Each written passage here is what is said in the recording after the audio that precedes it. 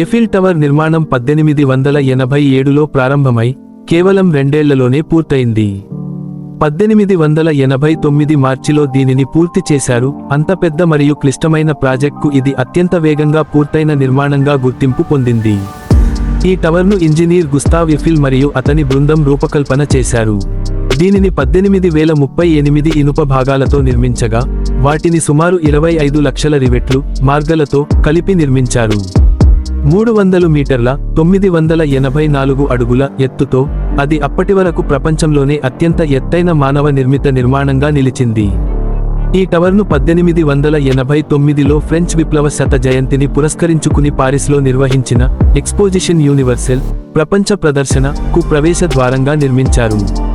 Eiffel tower త్వరిత నిర్మాణం, పరిశ్రమల పురోగతికి చిహ్నంగా, ఫ్రెంచ్ సాంకేతిక ప్రతిభకు ప్రతీకగా మారింది. ఈ నిర్మాణంలో ఉపయోగించిన ఇనుపాన్ని వినూత్నంగా రూపొందించడం, ముందే తయారు చేసిన పెద్ద పరిమాణంలో ఉన్న భాగాలను ఖచ్చితంగా అమర్చడం వంటి విషయాలు దాని వైశిష్ట్యంగా నిలిచాయి. ఇది ఆర్కిటెక్చరల్ అందాన్ని మాత్రమే కాకుండా, భారీ నిర్మాణాల ముందు చూపుతో చేసిన ప్రణాళికను కూడా చూపిస్తుంది. ఒక అసాధారణ ఇంజనీరింగ్ ఘనతగా ఈ రోజు వరకు ప్రపంచాన్ని ఆశ్చర్యపరుస్తూనే ఉంది.